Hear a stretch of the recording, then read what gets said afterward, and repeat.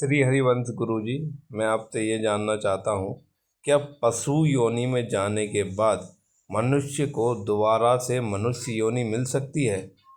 एक दो जन्म के अपने तो कार्यक्रम जमा नहीं है, अनंत जन्मों के जमा है। जब से सृष्टि हुई, अब कोई तिथि तारीख आज तक किसी शास्त्र में नहीं लिखा कि सृष्टि कब से हुई। उसे अनादि कहते हैं। अनादि माने जिसकी लिखा पढ़ी नहीं है। तब से हमारे कर्म जमा हैं। तो कहो दसियों कल्प हमें मनुष्य जन्म न मिले, युग नहीं कल्प न मिले।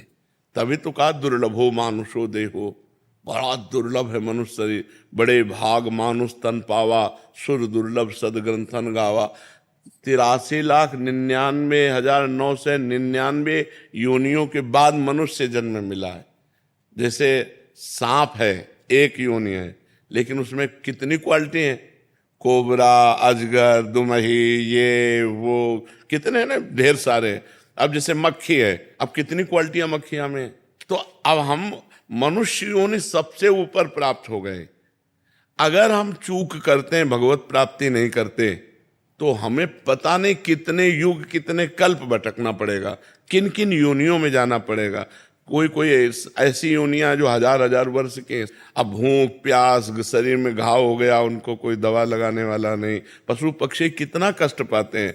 और देखो मुर्गा मुर्गी, गाय भैंसा बकरा लोग कैसे खाते हैं, जिंदा जला के, जिंदा भूंज के, कैसे सब क्या क्या दुर्गति जीव की होती है। इसलिए नाम जप करके इसी जन्म में भगवत प्राप्ति कर लिया जाए। मनुष्य जन्म में अगर भजन कर लिए तो सब जन्मों के पाप नष्ट हो जाएंगे।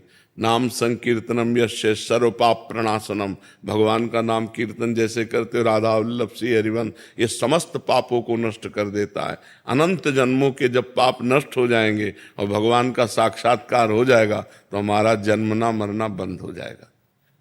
नहीं तो ये हर योनि में भटकना पड़ेगा। पता नहीं कौन कौन सी योनि में जाना पड़े, कौन कौन सी योनि। अब ये थोड़ी है कि 10-20 योनि के बाद फिर मनुष्य जन्म मिल जाता है, ऐसा नहीं है। कबहू करी करुणा नर देही, देत ईस बिनु हेत सने। सेवकवाणी में लिखा, संस्कृति मांझ बरियाई के पायो, मानुष्य देह वृथा। भगवान ने रोक दिया संस्कृति चक्र को और बीच से निकाल कर उसे मनुष्य बना दिया करुणा करके, कि अब तू भजन करके इस माया प्रपंच के दुख से निवृत्त हो जा। लेकिन जब मनुष्य शरीर में आया तो और उपद्रव कर लिया। जो जमा था वहां रजिस्टर और काला कर लिया दुर्गति का। तो अब फिर पुनरपि जननम पुनरपि मरणम, ये संसार चक्र में हो रहा है। इसी की मुक्ति के लिए अध्यात्म है, भगवान का भजन है। समझ पा रहे हो भाई जी? परिणीता जी, राधे राधे महाराज जी। महाराज जी, आपके चरणों में कोटि कोटि प्रणाम। महाराज जी, आप हमेशा कहते हैं कि ठाकुर जी को अनन्यता सबसे प्रिय है, और मैं तो अपने माता पिता, मित्रों, वस्तुओं एवं स्वयं से भी प्यार करती हूँ। ठाकुर जी के प्रति अनन्यता के भाव को मैं किस प्रकार और पुष्ट करूं? महाराज जी, मेरा मार्गदर्शन करें। उसी प्यार को भगवान में लगा दो। माँ में भगवान, पिता में भगवान, मेरे में भी भगवान, सर्वत्र भगवान, तभी अनन्यता होगी। सो अनन्य गति जाके असमति न टरे हनुमंत, मैं सेवक सचराचर रूप स्वामी भगवंत। चराचर मेरा भगवान विराजमान है, पर इसके लिए पहले भजन करो।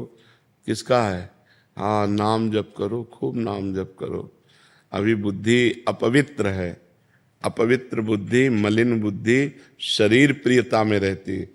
माँ का शरीर, पिता का शरीर, भाई का शरीर, बहन का शरीर, अपना शरीर, जिस शरीरों से प्यार करती है। और जो पवित्र बुद्धि होती है वो आत्मा से प्यार करती है, वो भगवान से प्यार करती है।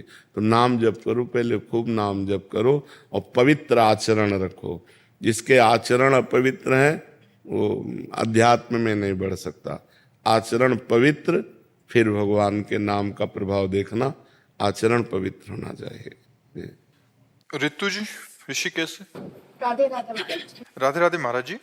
महाराज जी, ऐसा क्या करें कि संसार में रहते हुए सांसारिक कर्म भी करते रहें, मोह माया में भी ना फंसें, और परमात्मा की भक्ति में भी मन लगे? और माया का आकर्षण बहुत है महाराज जी ऐसे में। तो भगवान की कथा सुनो अधिक से अधिक, और नाम संकीर्तन करो। घर में बैठकर छोटा सा मंजीरा ले लो और घंटा 2 घंटा नाम संकीर्तन करो। नाम संकीर्तन से सारे पाप नष्ट हो जाते हैं।